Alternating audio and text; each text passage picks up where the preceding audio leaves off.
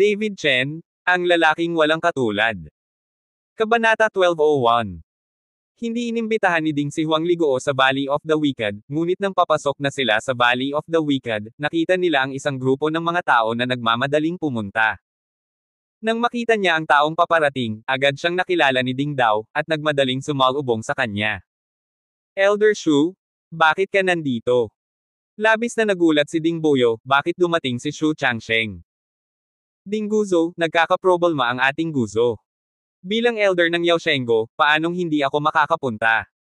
Isapanganib ninyo ang inyong sarili para sa kapakanan ng may-ari ng lambak, at kami, si Yaoshenggo, ay hindi ito mapapanood. Sabi ni Shu Changsheng. Elder Shu, hindi iyon ang ibig kong sabihin. Lahat kayo ay mga alchemist at pharmacist, hindi kayo dapat makipagsapalaran. Sa hinaharap, aasa ako sa iyo na gumawa ng alchemy at magre-resete nito upang pagalingin tayo. Hindi alam ni Ding na si David ang may-ari ng Yaoshan Valley. Gayunpaman, karamihan sa mga Diyos ng gamot ay mga alchemist at pharmacist. Kahit na sila ay may lakas, ang kanilang kaharian ay hindi masyadong mataas. Para sa mga taong ito sa Medicine God Valley, mas angkop na gumawa ng alchemy upang pagalingin ang sakit kaysa hayaan silang lumaban at pumatay. Nagdala ako ng mga tao sa oras na ito para lang mapagaling ka sa oras. Bilang karagdagan, nagdala din ako ng ilang mga halamang gamot na maaaring mapabuti ang pagiging epektibo ng labanan. Sabi ni Shu Changsheng. Nang marinig ito ni Ding Dao, agad siyang natuwa. Sina Huang Liguo at Shu Changsheng ay inimbitahan. Para naman kina Huang Liguo at Shu Changsheng, matagal nang magkakilala ang dalawa. Sa panahong ito, nagbigay si Yaoshenggo ng maraming halamang gamot at halamang gamot sa Huying Mountain Villa. Sa pangunguna ni Huang Liguo at Shu Changsheng sa mga tao na sumali, ang puso ni Ding Dabo ay may malaking tiwala. Sa loob ng Demon Tower, si David ay lubhang naglilinang. Tungkol naman sa nalalapit na labanan ng siglo sa labas, hindi niya dapat malaman. Mabilis na tumakbo ang heart condensation technique, at ang espiritual na enerhiya ay bumuhos sa katawan ni David, na pagkatapos ay na-convert sa espiritual na kapangyarihan ng condensing heart technique at nakaimbak sa kanyang dantian. Kaya lang, ang dantian ni David ay parang hukay na walang kalaliman. Desperado siyang sumisipsip ng espiritual na enerhiya, ngunit hindi niya makita ang mga pagbabago sa kanyang dantian. Sa pagpapabuti ng realm, ang aura na kailangan ni David sa pagsasanay ay tumataas ng husto. Nais ni David na makapasok sa kalahating hakbang na wow, ngunit hindi niya alam kung gaano karaming espiritual na enerhiya ang kailangan niya, lalo na si wow. Mabilis ang panahon, at sa isang kisap mata, 3 araw na naman ang lumipas. Kinuha ni Luo Jinzuo ang maraming sekta na pamilya sa Mobei at sumugod sa Valley of the Wicked. At maraming tao mula sa mga pamilya ng sekta sa Kyoto ang dumating para panoorin ang saya. Ngayong opisyal nang inilabas ang gauntlet, at walang pakialam ang opisyal, darating din ang ibang mga pamilya ng sekta upang makita ang kaguluhan. Guru, dinala ng pamilya Luo ang mga tao sa Valley of the Wicked. Pupunta tayo para tingnan. Tanong ng kasambahay kay Ningji. Siyempre pupunta ako, bakit hindi mo panoorin ang ganitong uri ng labanan ng siglo, at ito pa rin ang aking obra maestra. Puno ng pagmamalaki ang mukha ni Ningji, at pagkatapos ay nagtanong siya, naayos mo na ba ang lahat ng taong hiniling ko sa iyo na ayusin? Nakaayos na lahat ayon sa utos mo. Maingat na sagot ng mayordomo. Mabuti naman. Tumango si Ningji. Bahagyang ibinaba ng housekeeper ang kanyang ulo, at sa harap ni Ningji, ang housekeeper ay nag-aalala sa bawat oras. Habang mas matagal niyang sinundan si Ningji, mas hindi maarak ang pukana ng pinakamatandang young master ng pamilya Ning sa harapan niya. Sa harap niya, dapat maging maingat ang bawat salita. Kabanata 1202. Lambak ng masasama. Dinala ni Ding Dabuo ang lahat sa pasukan ng Valley of the Wicked. Kinuha ni Luo Jinzuo ang daan-daang tao mula sa mundo ng martial arts ng Mobei at sumugod sa Valley of the Wicked. Ang dalawang panig ay nananabik sa malayo at malawak, at ang mga espada ay nakabunot. Puno ng pulbere ang eksena. Maraming tao ang nanunood ng masigla, lahat ay tumakbo sa mga burol sa magkabilang panig, naghihintay na manood ng isang siglong digmaan. Master Dinggo, kung ibibigay mo ang David na iyon ngayon, maaari kong buksan ang lambat at maliligtas ka sa masamang lambak. 2 hakbang pasulong si Rogenzo, saka ngumisi. Huwag na kayong magsalita ng walang kaparerekon, ito ang teritoryo ng ating lambak ng masama. Nakarating ka na, hindi mo ba narinig ang kasabihang hindi kayang talunin ni Chenglong ang lokal na ahas? Itinuro ni Ding Busi si Luo Jinzuo at umungol. Natatakot ako na hindi ka mabibilang bilang isang lokal na ahas sa Valley of the Villains, tama ba? Malamig na bumantong hininga si Luo Jinzuo, at pagkatapos ay sinabing mapanlate, bibigyan kita ng 2 minuto ngayon, kung hindi mo ibibigay si David. Dapat kong hayaan ang dugo na dumaloy sa ilog. Asa lang sa inyo mga sundalong hipon at general ng alimango. Ang lakas ng loob na magkamali. Naningkit ang mga mata ni Dingbo. Dingbusi, dahil iyon ang kaso, hayaan mo akong ituro sa iyo kung ano ang maaari mong gawin. Sa oras na ito, sa likod ni Luo Jinzuo, ang batang sect master sa edad na 30s ay tumalon. Napatingin si Dingbusi sa binata na biglang sumugod, at hindi napigil ang mapangiti, wala bang tao sa mundo ng martial arts ng Mobei mo? Magpadala ng isang maliit na bata upang mamatay. Kung ikukumpara kay Dingbusi, ang sect master na ito, na mga 30 anyos pa lang, ay mukhang mas maliit. Dingbusi, hindi ka lang kalahating hakbang marky, ang galing, ang lakas ay hindi nahahati sa edad. Malamig na tiningnan ng binata si Dingbusi, ako si Fang Xingyo, ang pinuno ng Xingyo sect. Ngayon, hayaan mo akong malaman kung ang 4 na kontrabida sa Valley of the Wicked ay nakakuha ng kanilang reputasyon. Ang binata na ito ay nag-sign up para sa account mismo, na halatang gustong gamitin ang pagkakataong ito para palakihin ang kanyang kasikatan, at para palakihin din ang kasikatan ng kanyang sekta. Ito ay naging mas madali para sa kanya na kumuha ng mga disipulo. Nandito ka ba para i-advertise ang sarili mo? Nakangising sabi ni Dingbusi. Stop talking nonsense, do you dare to fight with me? Sigaw ni Fang Xingyo. Kahit awayin ka, bababa ang presyo, pero kung hindi mo lalabanan, natatakot ako na hindi mo malalaman na ikaw ay isang basura. Malamig na tiningnan ni Dingbusi si Fang Xingyo. Ano ang sinabi mo? Galit na galit si Fang Xingyo, at pagkatapos ay sumabog ang enerhiya sa kanyang katawan, at ang malupit na enerhiya ay namuo sa kamay ni Fang Xingyo.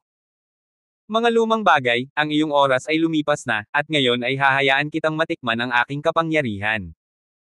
Galit na umungol si Fang Xingyo, at pagkatapos ay sinampal si Dingbusi gamit ang kanyang palad. Ang aura ni Fang Xingyo ay walang katulad na malupit, halatang umabot sa lakas ng kalahating hakbang na si Marky. Hindi ko inaasahan na sa murang edad niya, narating na niya ang kaharian ng isang half-step na Marky. Hindi mo man lang tinitingnan. Kung magtatayo ka ng isang sekta sa edad na 30, tiyak na hindi mababawasan ang iyong lakas. Hindi ko pa nakikita ang binatang ito sa free and easy list. Sa ganoong lakas, dapat mayroong isang lugar sa libre at madaling listahan. Ang mga taong nanunood sa tuktok ng burol ay nag-uusap sa mahinang boses. Bago pa man tumubo ang buhok, maglakas loob ka ng maging mapangahas. Nang matapos magsalita si Dingbusi ay mahinahon niyang itinaas ang kamay at binati siya. Boom! Isang napakalaking pagsabog ang tumunog, na sinundan ng isang malaking enerhiya na kumalat sa paligid. Buti na lang expert din ang mga nanunood. Kung sila ay mga ordinaryong tao, ang enerhiya na kumakalat ay maaari ring mabigla sa mga tao hanggang sa mamatay.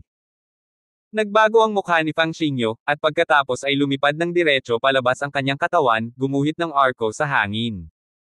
Pagkatapos ay bumulwak ang isang bibig ng dugo at bumagsak ng husto sa lupa. Paano ito posible? Hindi makapaniwala si Fang Xingyo na, bilang isang kalahating hakbang na wow, napakadali niyang natalo ni Dingbusi. Kabanata 1203. Paano ito mangyayari, ang parehong kaharian, ang agwat ng lakas na ito ay masyadong malaki. Napatingin ang lahat sa nahihiyang hitsura ni Fang Xingyo at hindi mapigil ang mapangiti. Oo naman, bata pa ako, hindi ko maintindihan ang parehong kaharian, at ang lakas ay 1,000 milya din ang layo. Kakatuntong ko pa lang sa half-step Marky, kaya hindi na ako makapaghintay na hamanin ang isa pang half-step na Marky. Hindi ba ito ang panliligaw na kamatayan? Si Dingbusi ay nasa posisyon ng Banbu Marky. Siya ay nanatili ng higit sa 10 taon nang hindi nakakalusot. Ang gayong Banbu Marky ay hindi maikukumpara sa iba. Lahat ay kinutya si Fang Xingyo, na naging dahilan ng pagkawala ng buong mukha ni Fang Xingyo. Ikaw Mobei Martial Arts World, pareho lang ang lakas, may gusto ka pa bang subukan? Sinulyapan ni Dingbusi si Luo Jinzuo at ang iba pa ng may pang-aalipusta, at pagkatapos ay nagpatuloy, kung ayaw mong subukan, lumabas ka, kung iniinis mo kami, ayaw mong umalis. Ang mga salita ni Ding Busi ay agad na nagpagalit sa gang ni Luo Jinzuo.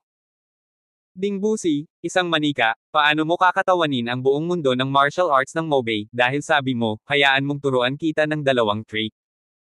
Sa oras na ito, isang matandang lalaki na nakasuot ng puting training suit ay dahan-daang lumabas mula sa karamihan. Kung tutuusin sa edad, ang matanda ay halos kasing edad ni Ding Busi, ngunit ang buhok at balbas ng matanda ay kulay abo na. Nang makitang tumayo ang matanda, si Ding Busi man o ang iba pa sa lambak ng masama, naging mataimtim ang kanilang mga mukha.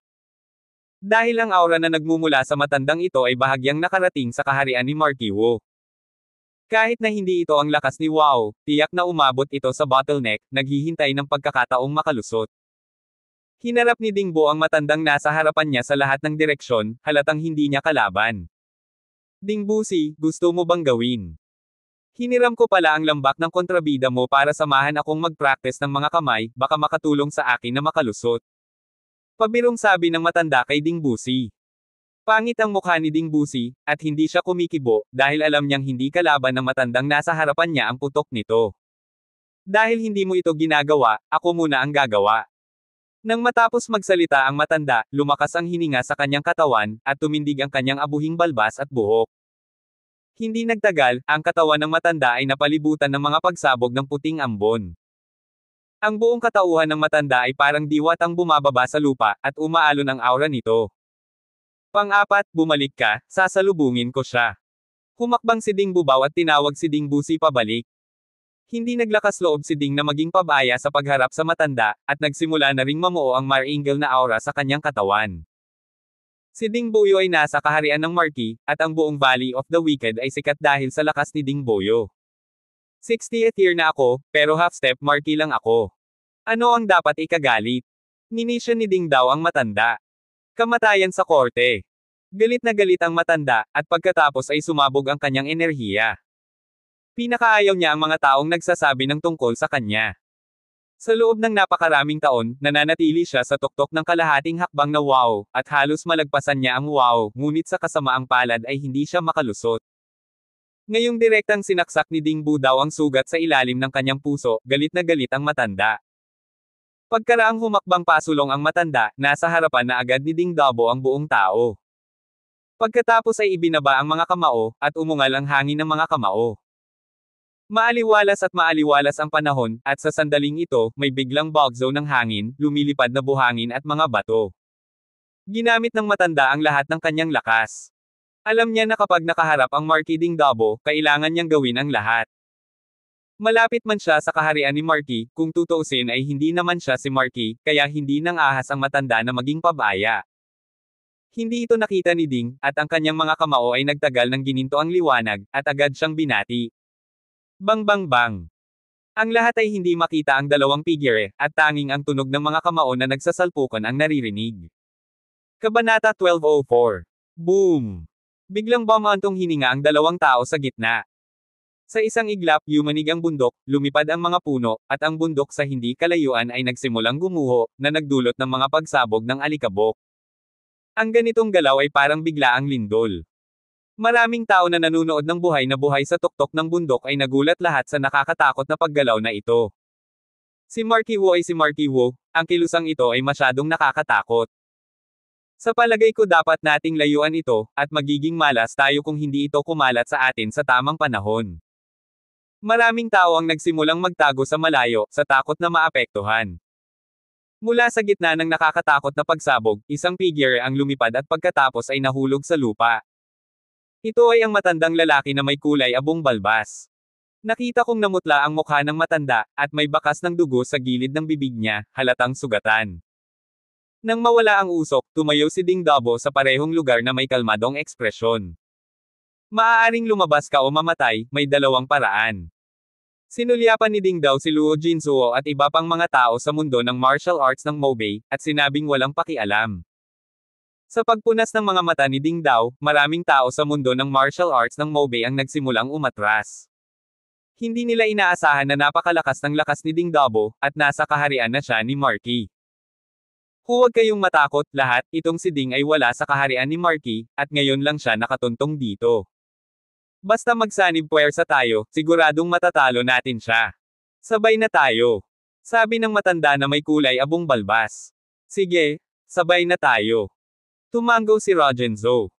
Nang makita ang mga salita ni Luo Jinsuo, ang mga pamilyang Zhongmen na iyon sa mundo ng martial arts ng Mobei ay maaari lamang magmadali hanggang sa anit. Patayin. Nang makita ito, ikinaway ni Ding Buer ang kanyang mga braso. Ang mga tao mula sa Valley of the Wicked and Shadowless Villa at Medicine God Valley ay dumagsa din. Daan-daang mga tao sa magkabilang panig ang nagkagulo sa isang iglap. Bilang isang wuzong, si Ding daw ay lalo na inaalagaan. Ang matandang lalaki ay nagdala ng 4 na kalahating hakbang na Wow Masters upang palibutan at sugpuin si Ding Dao. Bagamat si Ding Dabuo ay isang marquis, nakayanan lamang niya ang 5 kalahating hakbang na marquis o mas makapangyarihang mga tao. Nakita ni Luo Jinsuo na si Ding ay hindi masyadong gusot, kaya pinamunuan niya ang isang tao na sumugod patungo sa Valley of the Wicked. Gusto niyang arestuhin si David at ipaghiganti ang kanyang pamangkin. Nang pinangunahan ni Luo Jinsuo ang mga tao patungo sa Valley of the Wicked, direktang hinaranggan ni Ding Buer ang daan ni Luo Jinsuo. Kung gusto mong pumasok, lampasan mo muna ako. Puno ng sigla ang buong katawan ni Ding Buer. Sa pagtingin kay Ding Buer, sinabi ni Luo Jinsuo na may malamig na mga mata, hindi ko matatalo ang Ding na iyon, ngunit hindi kita matatalo. Dahil gusto mong ligawan si kamatayan, tutuperin kita. Pagkatapos ay subukan ito at tingnan kung sino ang makakakuha nito ng tama. Puno ng galit si Ding Buer. Ang tono ay hindi maliit, ngunit hindi ko alam kung ang iyong lakas ay mas malakas kaysa sa iyong nakatatandang kapatid. Panunuyan ni Jin Yuan. Malalaman mo kung susubukan mo. Bago bumagsak ang tunog, nagmamadaling umakyat si Ding Buer, at pagkatapos ay hinampas ng palad ang dibdib ni Luo Jinsuo. Magaling! Nang makita ito, malamig na ngumiti si Luo Jinsuo, at binaril ito gamit ang parehong palad. Boom! Sa mahinang tunog, mariing naglapat ang mga palad ng dalawa.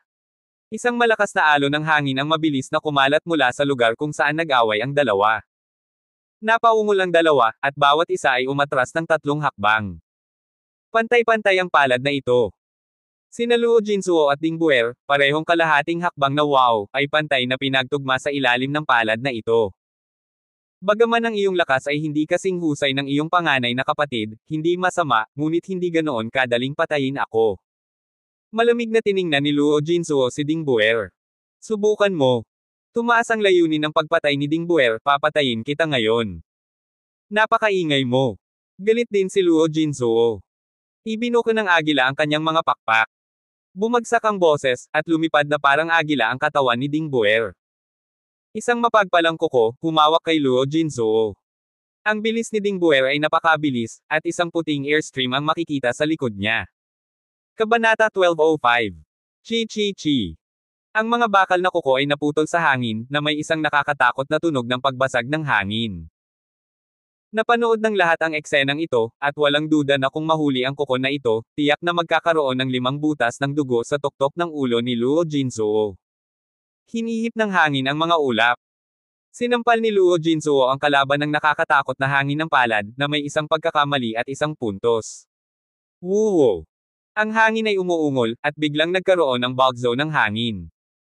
Pakiramdam ko ay tanggayan nito ang lahat ng ulap sa kalangitan. Walang kapantay na nangingibabaw, walang katulad na mabangis. Wala sa dalawa ang naghawak ng kanilang mga kamay, at ginamit nilang lahat ang kanilang panghabang buhay na kakayahan.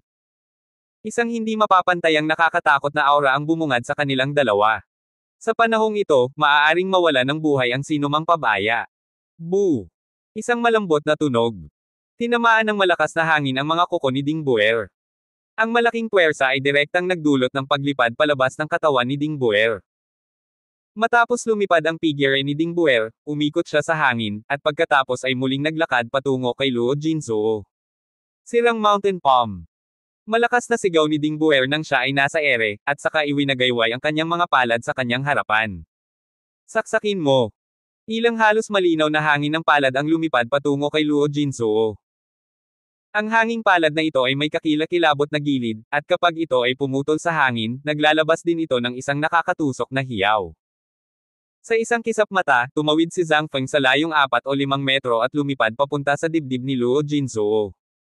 Ang Ding Buer na ito ay talagang lalong gumaganda. Ang palad na ito, natatakot akong bumaril sa isang bundok, tama ba?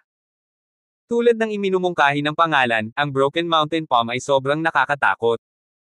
Masyadong makapangyarihan. Nang makita ang eksenang ito, nanlaki ang mga mata ng lahat na nanunood sa bundok, puno ng pagkabigla ang kanilang mga mata.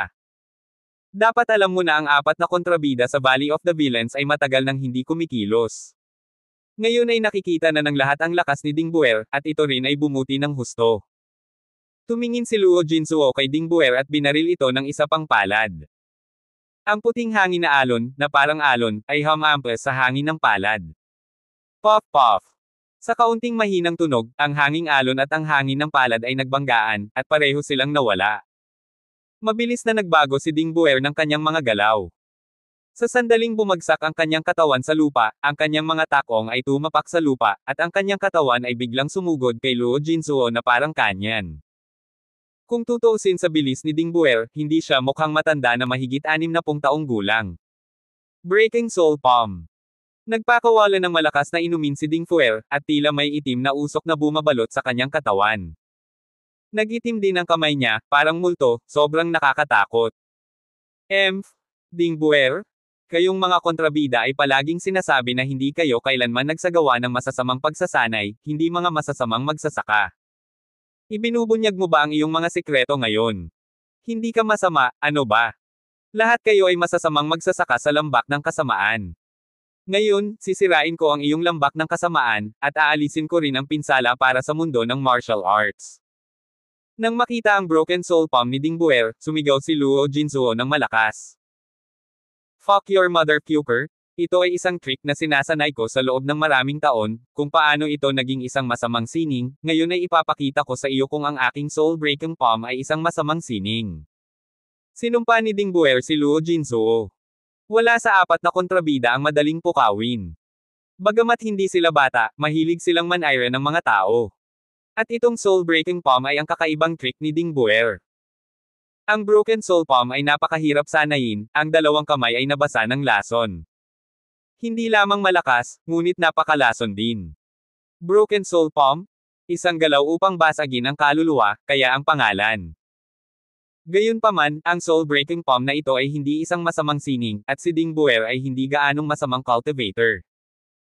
Kung ang Valley of the Wicked ay pawang masasamang magsasaka, paano mauubos ang mga mapagkukunan sa lambak, at ang paglilinang ng lahat ay bumagal ng husto.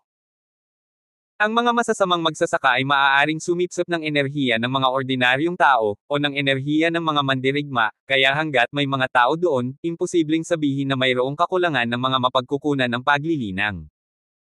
Malinaw, ang Valley of the Wicked ay hindi isang masamang magsasaka, at sa napakaraming taon, walang nakarinig na ang Valley of the Wicked ay nakapinsala sa mga ordinaryong tao. Kakaiba lang ang ugali ng apat na kontrabida at mahilig manayra ng mga tao kaya marami ang tumatawag sa kanila na kontrabida, at ang lugar na ito ay tinatawag ding Valley of the Villains. Kabanata 1206. Bagamat ipinakita ni Luo Jinzuo ang paghamak sa kanyang mukha, isang nakakatakot na aura ang lumabas sa kanyang katawan. Pakiramdam niya ay tiyak na hindi maliit ang palad ni Ding Buer. Gumawa ng preemptive strike si Luo Jinzuo, sumigaw ng malakas, at pagkatapos ay pinalo ng mabangis na palad. Aba! Tila naisip ng mga tainga ng lahat ang tunog ng mga alon, tulad ng isang nakakagulat na alon na tumatama sa mesa, na may marilag na momentum. Boom! Muling nagsalubong ang mga palad ng dalawa. Para makipaglaban man lang sa Soul Breaking Palm ko, nililigawan mo si kamatayan. Galit na sigaw ni Ding Buer. Nang makita ni Ding Buer na si Luo Jinzuo ay nakikipaglaban sa kanya ng walang ingat, isang bakas ng pagmamalaki ang sumilay sa kanyang mukha. Ang kanyang Soul Breaking Palm ay lubos na nakakalason, at ang hangin ng palad ay puno ng makamandag na gas. Sinundan ng Luo Jinzuo na ito ang kanyang mga palad, iyon ay upang mahanap ang kanyang sariling paraan. Ngunit hindi nagtagal, nagulat si Ding Buer nang makitang may 3-dimensional force ang palad ni Luo Jinzuo. Ang mabigat ay mas malakas kaysa sa mabigat. Ang unang timbang, agad na nabawi ang lakas ng palad niya. Ang pangalawang antas ay direktang pilitin ang lason na gas pabalik. Ang pangatlo, talagang sumalakay sa litid ng braso niya, tapos sumabog. Boom! Isang putok. Agad na naging itim ang braso ni Ding Buer. Ang malakas na puwersa ay nagpasabog sa kanyang buong katawan. Puff! Habang nasa himpapawid ang lalaki, si Ding Buer ay nagbuga ng isang subo ng dugo at nagtamo ng mga pinsala sa loob. Ang lakas ni Ding Buer ay mas mababa pa rin sa lakas ni Luo Jinzuo. Ikalawang kapatid. Si Ding Busi ay nakikipaglaban sa iba, at nang makita niyang si Ding Buer ay nasugatan, siya ay sumugod at tinulungan si Ding Buer na makatayo. Pang-apat, ayos lang ako, hindi ako pwedeng mamatay. Pinunasan ni Ding Buer ang dugo sa gilid ng kanyang bibig. Mabilis na nakabawi ang itim na braso. Pagkatapos ng mga taon ng pagsasanay, naging immune si Ding Buer sa lason ng Soul Broken Palm. Pangalawa kuya, sabay na tayo, hayaan mo muna itong bata. Balak ni Ding Busi na makipagsanib puwersa kay Ding Buer para patalsikan muna si Luo Jinzuo. Pagkatapos ng lahat, ang bida na nanguna sa mga tao na salakayin ang Valley of the Wicked sa pagkakataong ito ay si Luo Jinzuo. Kung wala na si Rogenzo, maaaring natapos na ang labanan. Tumango si Ding Buer, at agad silang naglakad patungo kay Luo Jinzuo. Ngunit si Luo Jinzuo ay mayroon ding ilang mga panginoon ng pamilya Luo sa tabi niya, at nagsimula silang lumaban sa isang iglap. Sa kabilang banda, si Ding Dabo ay lumaban sa 5 kalahating hakbang na si Marky ng mag-isa. Gamit ang 2 kamay na naghahadyas ng mahika ng dawdaw, pinalibutan siya ng mga grupo ng mga lilang apoy. At sinubukan din ng 5 kalahating hakbang na wow ang kanilang makakaya. Ipinakita ng lahat ang kanilang mga trump card, hindi mabilang na mga sinag ng liwanag ang tumakip sa kalangitan, at isang nakakatakot na aura ang bomb-alot sa ulo ni Ding Buday. Dumadagindong. Sa harap ng buong libis ng masasama, ito ay naging parang purgatorio, na may belang mga paa at belang mga braso, dugong umaagos sa mga ilog. Kahit na ang Valley of the Wicked, ang Shadowless Villa at ang Valley of the God of Medicine, lahat sila ay desperadong pinuprotektahan si Taniguchi. Huwag hayaang sumugod ang sinuman sa libis ng masama upang guluhin si David. Ang digmaan ay ipinaglaban mula madaling araw hanggang dapit hapon.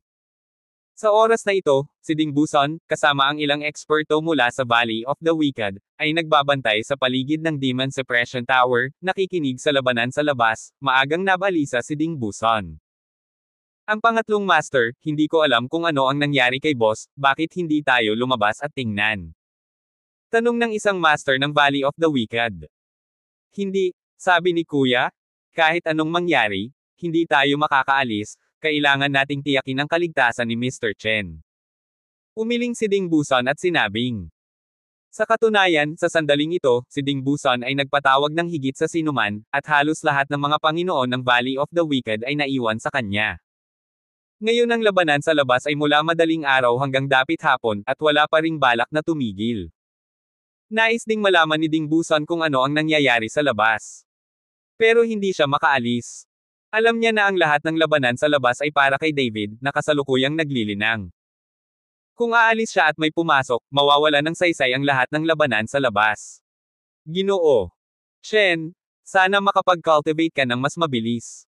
Tumingin si Ding Buson sa direksyon ng Demon Town Tower at bumulong sa sarili. Kabanata 1207. Sa loob ng Magic Tower ng bayan. Walang ideya si David kung ano ang nangyayari sa labas, at sa pangunawa ni David, tila ilang oras lang siyang pumasok. Pero 6 na araw na si David. Sa loob ng 6 na araw na ito, si David ay nakakuha ng hindi mabilang na espiritual na enerhiya. Pero wala pa ring pagbabago sa dantian. Kung gusto mong masira ang kalahating hakbang na wow, natatakot ako na aabutin ito ng kaunting distansya. Si David's Condensing Heart Art ay tumatakbo ng galit. Sa kabutihang palad, ang David Condensing Heart Art ay isang mahusay na cultivation art. Kung ito ay papalitan ng isang pangkalahatang pamamaraan, ang ganong high-intensity fart turn ay masyadong mahaba. Ang buong katawan ni David, hindi mabilang na mga ambon ng tubig ay naanod palayo, na ginawa ang buong unang palapag na tore na napapaligiran ng mga engkanto na ambon. Ang mga ambon na ito ay pawang nabuo sa pamamagitan ng pagsingaw ng pawis mula sa katawan ni David. Sa kabutihang palad, ang Demon Town Tower na ito ay maaaring magbigay kay David ng espiritual na enerhiya, kung hindi, sa rate ng pagkonsumo ni David, kahit na ang buong minahan ng espiritual na bato ay hinihigop. Ang labanan sa labas ng Valley of the Wicked ay nagpapatuloy pa rin. Ang araw ay sumisikat sa langit at ito ay isang bagong araw. Ngunit ang pagsikat ng araw ay sumisikat ng isang madugong tanawin. May mga bangkay sa buong lupa. Ang amoy ng dugo ay malinaw na naamoy mula sa milya-milya ang layo. Sa tuktok ng bundok, walang gaanong tao ang nanunood sa labanan. Pagkatapos ng isang araw at isang gabi, nagpatuloy ang labanan, at ang lahat ay medyo pagod. Walang sigla sa simula. At ang magkabilang panig ng labanan ay umabot sa oras ng pagkahapo. Sa sandaling ito, lahat sila ay suportado ng isang hininga. Si Ding man, hindi dalawa si Ding o hindi apat si Ding, may galos na sila. Sina Huang Ligoo at Xu Changsheng ay napuno rin ng dugo. Gayunpaman, ang mga taong iyon sa mundo ng martial arts ng Mobei ay hindi mas mahusay, at halos lahat ay nasugatan.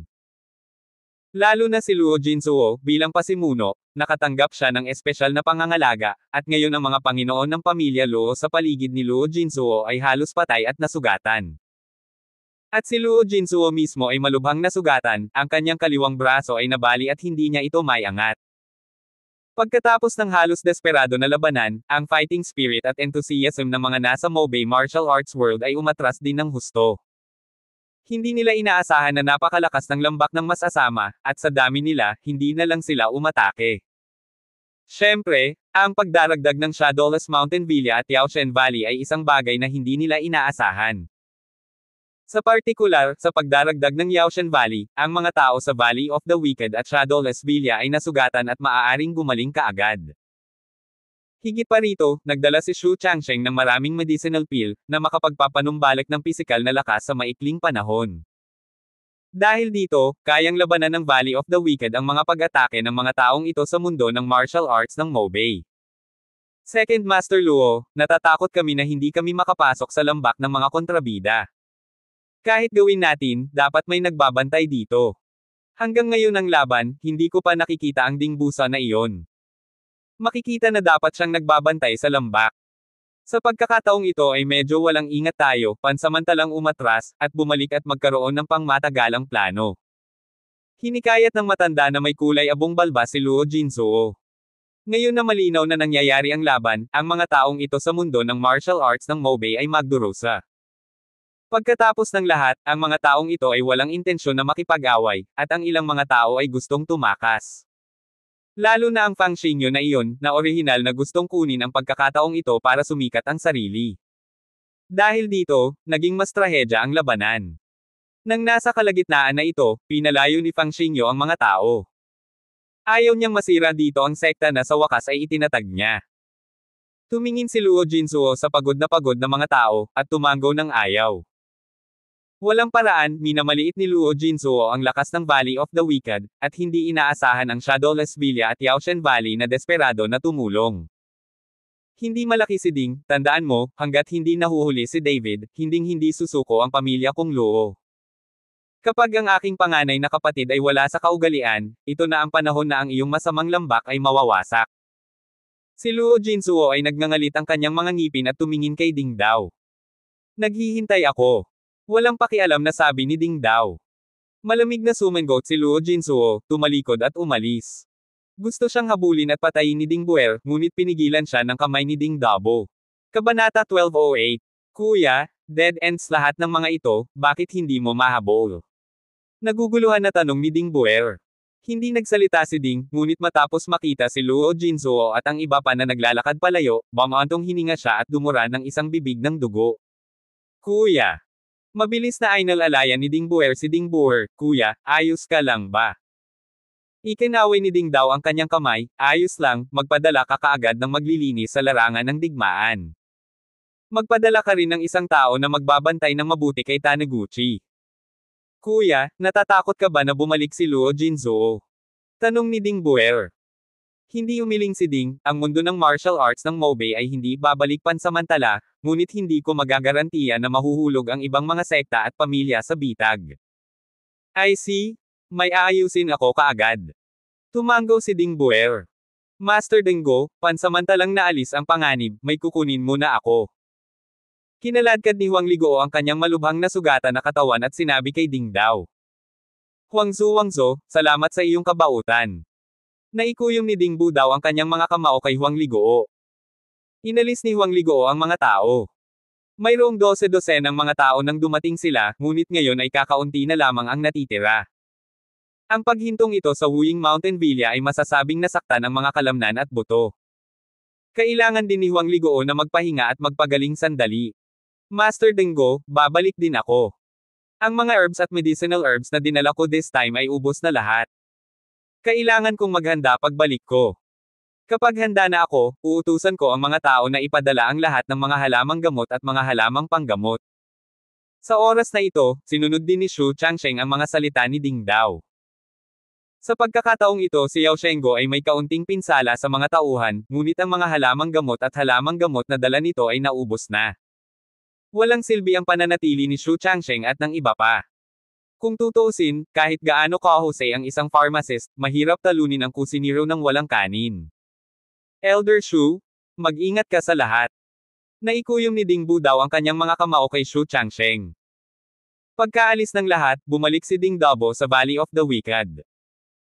Kailangan niyang pagalingin at linangin sa lalong madaling panahon, at ngayon ay naubos ang kanyang lakas at ang kanyang pisikal na lakas ay naubos. Kung muling babalik ang mga tao upang saktan ang lambak ng masama, natatakot ako na walang sino man sa lambak ng masama ang makapipigil sa kanila. Basura lahat. Nang makitang hindi na kaya ng Valley of the Wicked, may tumakas. Sa pagbabalik, patuloy na nagmumura si Luo Jinzuo. Maraming mga tao ang hindi nagpakita ng katapatan at desyerto sa kalagitnaan, na humantong sa kasalukuyang sitwasyon. Si Luo Jinzuo ay puno ng kumpiyansa, napakalaki ng pagkatalo, at nakipag-away siya sa kontrabida na si Go. Ngayon ito ay pababa sa kung saan ito ngayon. Walang ibang paraan, kundi ang maghintay kay Luo Jinyo, ang pinuno ng pamilyang Luo, na umalis sa customs. Second Master, naglalaban lang tayo sa Valley of the Wicked. Medyo reckless talaga. Halos lahat tayo ngayon ay sugatan. Sa oras na ito, kung ang pamilya ng sekta sa Kyoto ay gustong makipag-ugnayan sa amin, natatakot kami na wala na kaming lakas para lumaban. Sa tabi ni Luo Jinzuo, ang tanging dalawang tagapaglingkod ng pamilya Luo ang nagsabi. Sa paghintong ito, ang pamilya Luo ay dumanas din ng malubhang pagkatalo, at walang sinuman mula sa iba pang mga pamilya ng sekta ang nagsikap na mapanatili ang kanilang lakas. Tulad ni Fang Xingyu ng Xingyuman, dinala niya ang mga tao sa kalagitnaan. Walang fighting spirit at all, no desperate look. Sa kabilang panig ng Valley of the Wicked, lahat ay may mataas na espiritu ng pakikipaglaban at hindi natatakot sa buhay at kamatayan. Ang mga taong ito ay may iisang paniniwala na hindi nila hahayaang sumugod ang sinumang kaaway sa lambak ng mas-asama. Sa ganitong paraan, ang mundo ng martial arts ng Mobei, na may kalamangan sa orihinal nitong lakas, ay natalo sa wakas. Ang aming pamilyang Luo ay sumusunod sa Kyoto Martial Arts World at walang mga festival, sino ang target sa amin sa oras na ito? Huwag kang mag-alala, ang payat at patay na kamelyo ay mas malaki pa sa kabayo, ngayon pa lang, hindi lang isang sekta na pamilya ang makakabuli sa atin. Inalo ni Rogenzo ang kanyang mga tauhan. Ngunit nang matapos magsalita ang boses, nakita nila ang isang dosenang tao na nakasuot ng itim na pampites at nakatikip sa kanilang mga mukha ang lumitaw sa kanilang harapan.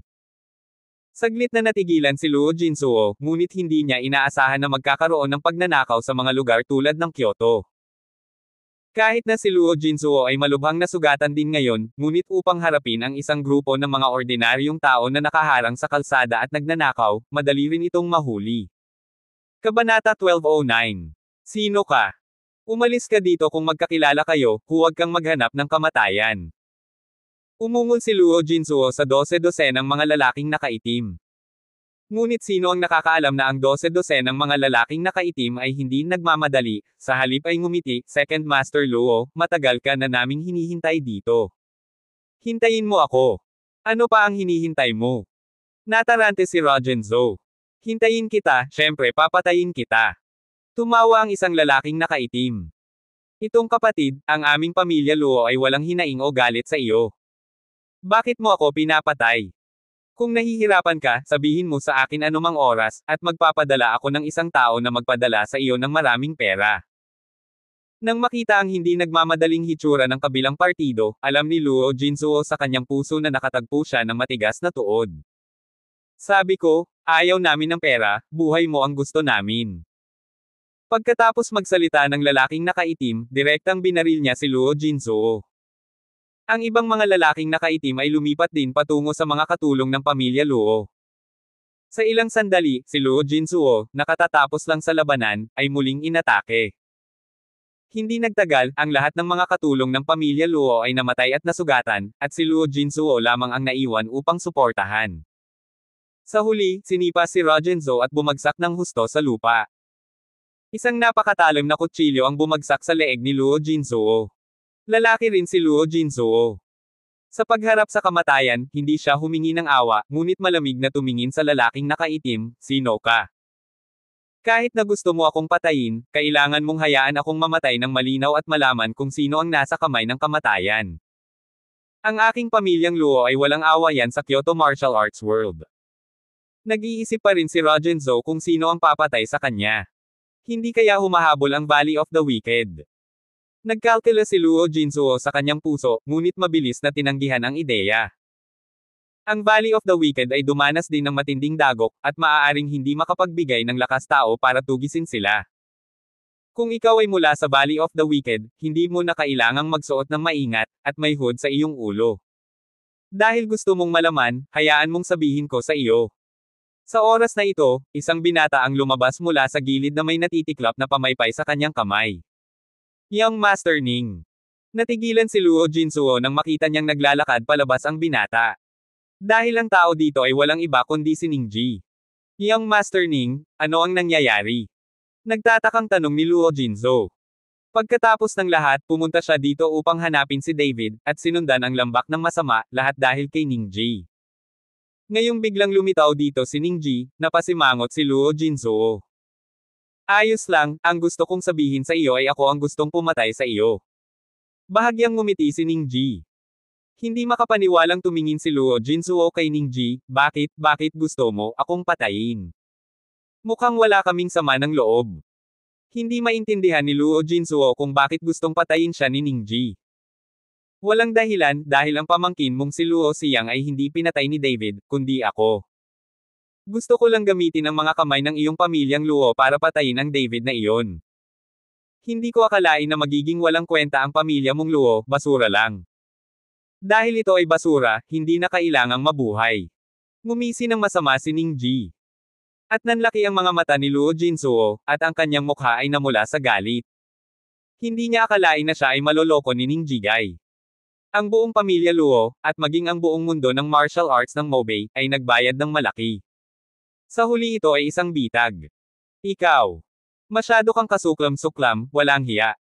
Tinitigan ni Luo Jinsuo si Ningji at nagngangalit ang kanyang mga ngipin. Kasuklam-suklam man ako o walang hiya, hindi na mahalaga, ang mahalaga ay malapit ka ng mamatay. Bahagyang ngumiti si Ningji, at pagkatapos ay nagutos, gawin mo. Isang malamig na liwanag ang kumislap, at ang leeg ni Luo Jinsuo ay agad na bumulwak ng dugo. Hanggang sa walang buhay, dilat pa rin ang mga mata ni Luo Jinsuo, at hindi niya mapakali ang kanyang mga mata. Sa pagtingin kay Luo Jinsuo na patay na, itinaas ni Ningji ang kanyang bibig, tara na, pumunta sa Valley of the Wicked. Kabanata 12:10. Sa lambak ng masasama. Inaayos ni Ding Boyo ang kanyang paghinga, nagbabalak na linangin at gumaling.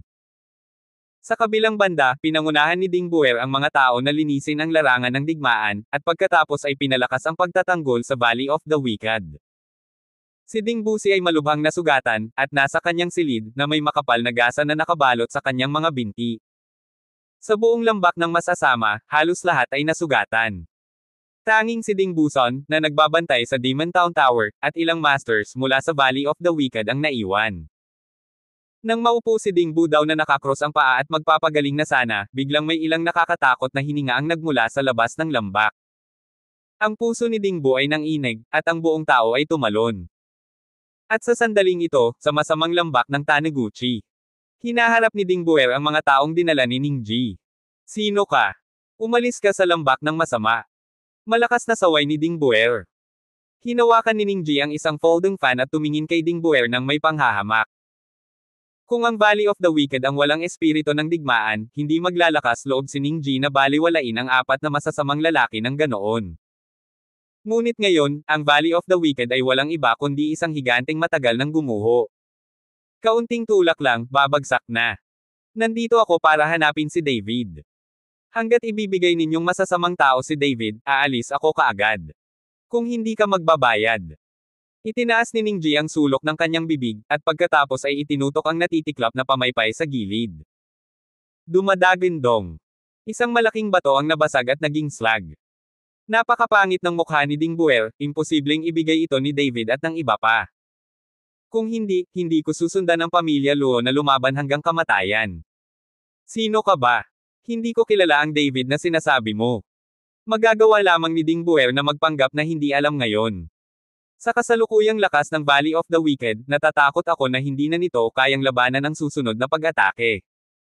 Hahaha, kailan pa nagsimulang magkunwaring baliw ang apat na kontrabida sa Valley of the Villains? Kung gayon si David ay malinaw na nasa lambak. Nakahiga ka ba dito na nagsasabing hindi mo alam, nagsisinungaling ka ba sa mga bata? Tumawa si Ningji, puno ng pangungutya ang kanyang mukha. Galit na galit si Dingfo na sisigawan siya kapag binuka niya ang kanyang bibig. Ngunit sa pag-iisip tungkol sa kasalukuyang sitwasyon sa Valley of the Wicked, sa wakas ay nagpigil ako. Young Master Ning, ilang tao ang dinadala mo, anong ginagawa mo dito sa Valley of the Wicked? Sa oras na ito, lumabas si Ding Dabo sa lambak.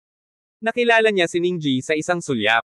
Ang pamilyang Ning ay isa sa pinakamahusay na pamilya ng sekta sa Kyoto.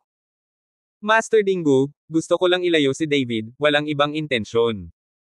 Bahagyang sinabi ni Ningji, basta ibigay mo si David, aalis ako kaagad. Imposible. Sabi ni Ding Dabo at tumanggi. Kung ganoon ang kaso, huwag mo akong sisihin sa pagiging bastos ko. Agad na sumambulat si Ningji na may layuning pumatay. Huwag mo akong tretuhin bilang isang malambot na persiman. Hindi natapos sa pagsasalita si Ding, at nagsimulang kumislap ang kanyang katawan, at patuloy na tumataas ang kanyang hininga. Hahaha, itigil mo na ang pagpapanggap, malubha ka ng nasugatan, pero katatapos lang ng shot. Gusto kitang harapin, iwagayway mo lang ang kamay ko. Natawa si Ningji nang makita niya ang mapagpanggap na hitsura ni Ding Buddha. Ito na ba ang katapusan ng pagbaril, pagkatapos ay subukan ito? Sa palad ng kamay ni Ding Dao, nagsimulang kumurap ang mga sinag ng liwanag. Kaagad pagkatapos, isang sinag ng liwanag ang dumiretso kay Ningji. Boom! Sa isang malakas na putok, nagbago ang mukha ni Ningji, at pagkatapos ay umuurong muli ang kanyang anyo. Kung tutuusin, hindi malaki si Ding kundi si Marky Wo, kahit nasugatan siya, hindi dapat maliitin ang suntok na ito. Si Ningji ay naitaboy, at ang kanyang mukha ay naging sobrang lamig. Kung ganoon ang kaso, huwag mo akong sisihin.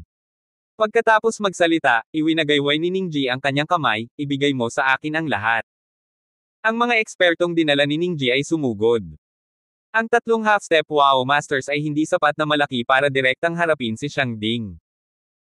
At hindi ibinulsa ni Ding ang kanyang tunay na galit, at nagngangalit ang kanyang mga ngipin upang labanan. Ang sugat sa katawan ni Ding Dabo ay patuloy na pumuputok, at damaloy ang dugo, na nagpapakulay ng pula sa buong katawan ni Ding Dabo. At ang lambak ng masama ay nagpahirap sa mga tao, at naubos na. Ngayong naharap muli ang sitwasyong ito ay naging isang panig na pagpatay. Kabanata 12:11. Bumangon si Ding Buer para lumaban, ngunit wala itong silbi. Hindi nagtagal, naging bilanggo si Ding Buer. Master Dinggo, huwag ka nang lumaban, sumunod ka lang at hulihin mo. Ang kabayaran na binabayaran mo para sa paglaban sa ganito ay ang buhay ng lahat sa lambak ng masama. Tumingin si Ningji kay Ding Dabo at sinabing may tagumpay na saloobin. Hindi kumibo si Ding, ang tanging tugon sa kanya ay isang matalim na palad. Matigas ang ulo. Malamig na sumengot si Ningji, at pagkatapos ay sinundan ng mga tao upang salakayin si Ding Dao. Sa pag-atake ng mga taong ito, paulit-ulit na umatras ang tangkad ni Ding. Kaayusan. Sumabog si Ningji. Kaagad pagkatapos, pinalibutan ng ilang master ng pamilya Ning si Ding Bod Ian, at pagkatapos ay patuloy na nagbabago ng posisyon. Ang mga sinulid na sutla na hindi nakikita ng mata ay kinunan mula sa mga kamay ng mga taong ito. Kaagad pagkatapos, ang mga sinulid na seda na ito ay nagsimulang ihabi sa isang malaking lambat sa pagbabago ng posisyon ng mga taong ito. Natakpin ng malaking lambat ang katawan ni Ding. Ngayon makikita ko kung paano ka lumalaban. Pagmamalaki ni Ningji. Namumula ang mga mata ni Ding Dao at patuloy siyang nagpupumiglas. Ang dugo sa kanyang katawan ay patuloy na tumalsik, at si Ding Babo ay walang pakialam. Ngunit hindi nagtagal, ang hininga sa katawan ni Ding Dabo ay naging matamlay, at pagkatapos ay isang subo ng dugo ang bumulwak. Dahan-daang hindi kumalma si Ding. Sa sandaling ito, naging dugo na siya. Tumingin si Ningji kay Ding Buday at nginisyan, bakit kailangan ito? Na si David ay nararapat sa iyong buhay upang protektahan siya. Fu! Ding Bobo ang matinding dinuraan ni Ningji. Ngunit walang pakialam si Ningji, ngunit hinayaan ang mga tao na pindutin sina Ding Dabo at Ding Buer, at pagkatapos ay naglakad patungo sa lambak. Sa Valley of the Wicked, nakita ng lahat na si Ding ay hindi masyadong nahuli, at maaari lamang mahuli ng walang anumang pagtutol. Hanggang sa lugar kung nasaan ang Magic Tower ng bayan. Pinangunahan ni Ding Busan ang isang tao para pigilan si Ningji. Nang makita ni Ding Busan na may mga galos sina Ding Busan at Ding Buer, tumaas na ang galit sa kanyang katawan. Hayaan mo ang aking panganay na kapatid na lalaki at pangalawang kapatid na lalaki. Galit na tumitig si Ding Busan, at patuloy na sumasabog ang hininga sa kanyang katawan. Nang makita ang biglaang paglitaw ni Ding Busan at ilang mga master mula sa Valley of the Wicked, tila nagulat si Ningji. Hindi ko talaga akalain na ang lambak ng masasama ay umabot sa puntong ito, at nagpadala pa nga ng isang tao para bantayan itong si David. Hindi inaasahan ni Ningji na walang pakialam si Ding Dao sa kanyang sariling kaligtasan, ngunit nagpadala siya ng isang tao upang bantayan si David. Hindi niya maintindihan kung ano ang relasyon sa pagitan ng lambak ng kontrabida na ito at ni David. Hayaan mo ang aking panganay na kapatid na lalaki at pangalawang kapatid na lalaki. Sigaw ulit ni Ding Busan. Mas mabuting tingnan mo ng malinaw ang sitwasyon, at ngayon ay masunurin kang nahuli, upang hindi magdusa ng laman at dugo, kung maglakas loob kang lumaban, papatayin ko sila. Pagkatapos magsalita ni Ningji, bumunot siya ng espada at itinuro si Ding Dabo. Nang makita ito ni Ding Busan, hindi niya alam ang gagawin. Pangatlo, huwag mo kaming pansinin, kailangan mong tandaan ang gawaing ibinigay ko sa iyo, kahit na mamatay ka, kailangan mong panatilihin ito. Sigaw ni Ding Bobo kay Ding Busan. Oshi! T! Galit na sambat ni Ningji, at pagkatapos ay sinaksak ng espada ang tiyan ni Ding Dabo. Si Ding Dao ay biglang nagluwa ng isang subo ng dugo, at ang kanyang mukha ay sobrang mapatla. Kuya! Dilat na dilat ang mga mata ni Ding Busan, at puno ng galit ang mukha. Sumunod ka, mahuhuli ka, kapag lumaban ka, puputulin mo ang kanyang ulo gamit ang susunod na espada. Binyantaan ni Ningji si Ding Busan. Hindi nagtagal, ilang master ng pamilyang Ning ang lumapit, si Ding Busan ay tumingin kay Ding Busan na walang magawa sa kanyang mga mata. Hindi siya lumaban, dahil hindi niya kayang panoorin si Ding Dabo na mamatay sa harapan niya. Walang gustong sabihin si Ding, pero napuno na ng dugo ang kanyang lalamunan. Matapos kontrolin si Ding Busan at ang mga master sa Valley of the Wicked, tumingin si Ningji sa Demon Suppression Tower sa harap niya na may hitsura ng kaimbutan. Tulad ng sinabi ko, ang Demon Town Tower ay hindi madaling sirain. Lumalabas na ito ay nasa mga kamay ni David, at ako lamang ang karapat-dapat sa gayong kayamanan. Dahan daw ang lumapit si Ningji sa Demon Suppression Tower. Kabanata 12:12. Nanatiling may liwanag ang katawan ni Ningji, at alam niyang tiyak na magtatayo si David ng isang formation sa paligid ng Demon Suppression Tower. Nang maingat na lumapit si Ningji sa Demon Suppression Tower, biglang kumidlat sa kalangitan. Boom! Pagkatapos ng isang malakas na putok, isang malaking hukay ang agad na lumitaw sa harap ni Ningji. Sa kabutihang palad, umiwas si Ningji sa oras, kung hindi ay direktang binomba siya. Damn! Sure enough, isang killing formation ang naset up. Buti na lang nakapaghanda na ako. Tumingin si Ningji sa malalim na hukay sa kanyang harapan at nagmura. Pagkatapos ay komandat ang palad ni Ningji, at pagkatapos ay sinampal niya ito ng malakas. Dumadagindong. Ang espasyo sa kanyang harapan ay nag-iba-iba ng ilang sandali, at pagkatapos ay makikita ang pagpatay na porma sayon sa ilalim ng tela ni David. Sa pagbuo ng pagpatay, sunod-sunod na kumikislap na parang kidlat ang mga sinag ng liwanag. Napakalakas ng porma sayon ng pagpatay. Tiningnan ni Ningji ang pamatay na porma sayon sa harap niya na may tame time na ekspresyon. Gayunpaman, ang Demon Suppression Tower ay nasa harapan niya, at hindi madaling sumuko si Ningji. Anong ginagawa mo? Sabay nating sirain ang pamatay na ito. Umungol si Ningji. Maraming mga master ng pamilyang Ning ang sumulong, at lahat ay bumukas ng buong lakas. Boom! Nagkaroon ng malakas na ingay sa kalangitan, at ang pamatay na porma sayon na inilatag ni David ay agad na nabasag na parang salamin. Ang lakas ng digital half-step na marquee, hindi talaga kayang suportahan ang pamatay na formation na ito. Sa pagtingin sa nasirang porma sayon ng pagpatay, ang sulok ng bibig ni Ningji ay nagtaas ng bakas ng pagmamalaki. Ayan, gusto mo rin ba akong tigilan? Naglakad si Ningji papunta sa gate ng Demon Suppression Tower, at pagkatapos ay sinipa ang pinto sa Demon Suppression Tower.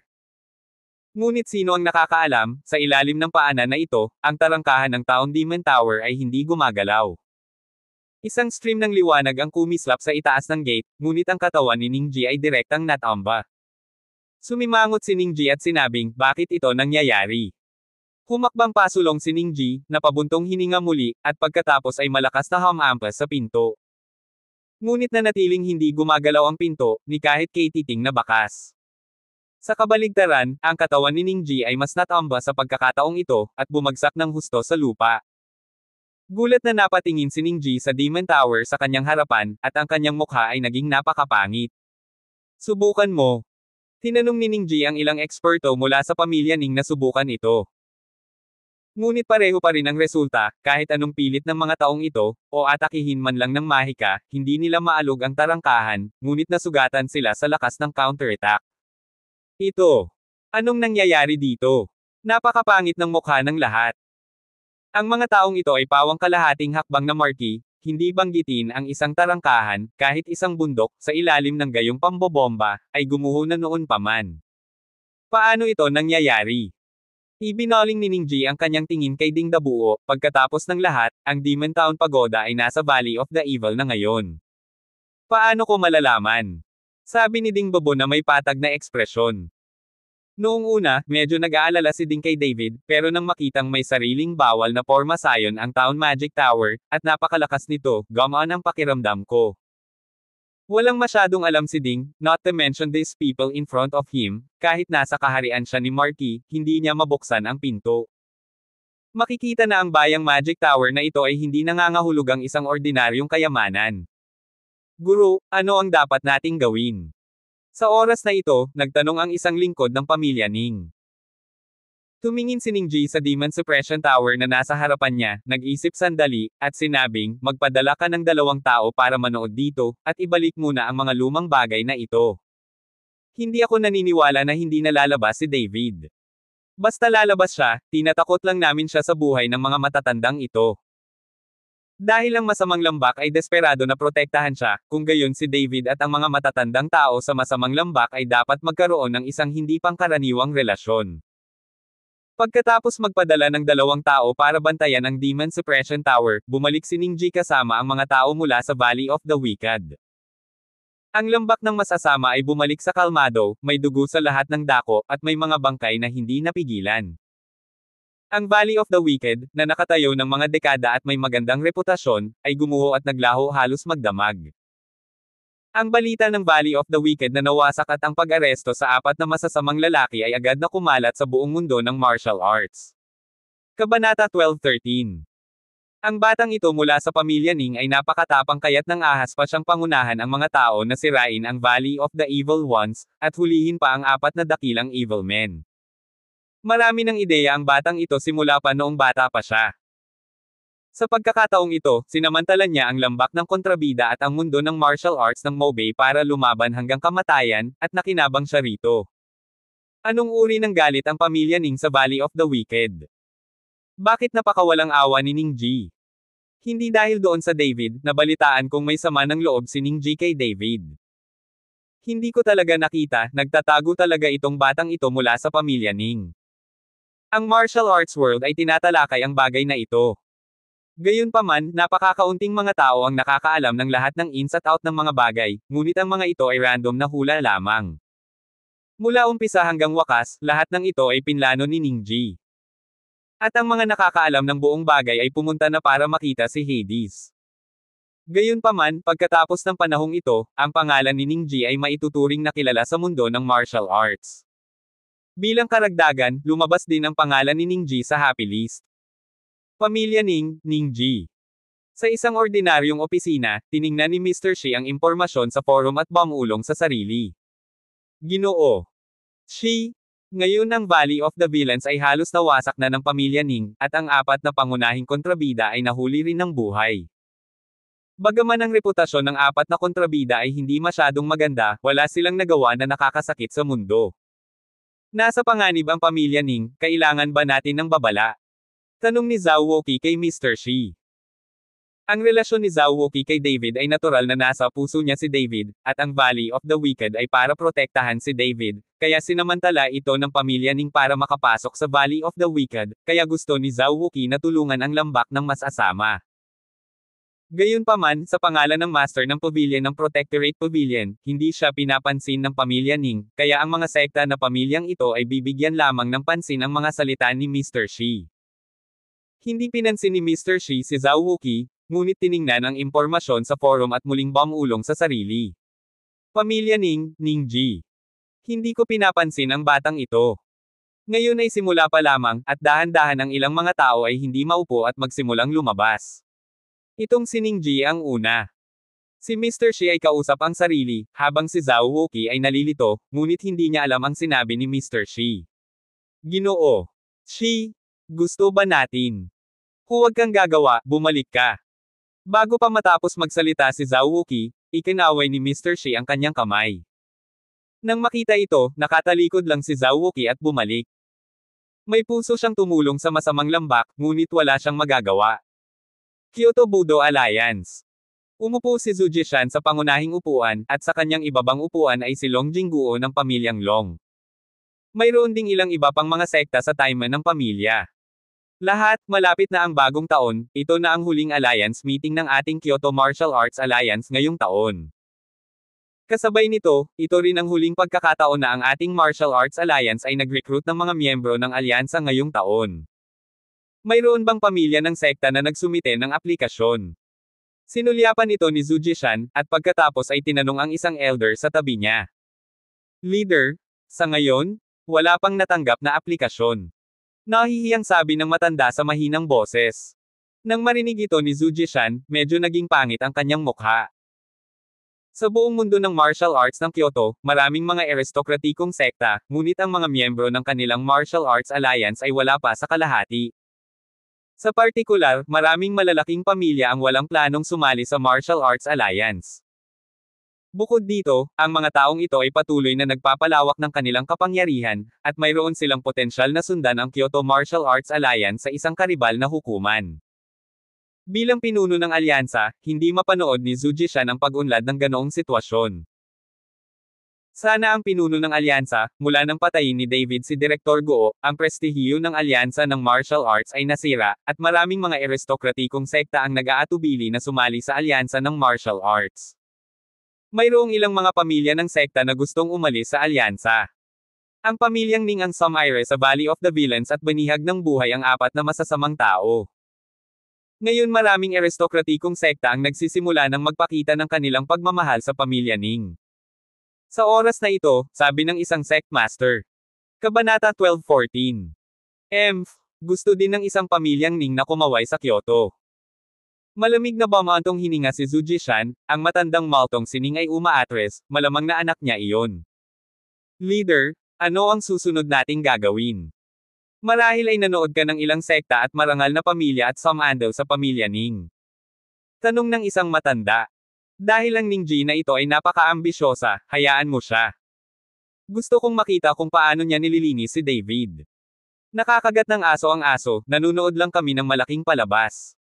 Itinaas ni Zhu Jishan ang sulok ng kanyang bibig. Pamilya Ning. Sa sandaling ito, nakaupo si Ning Ji sa ulo ng pamilyang Ning.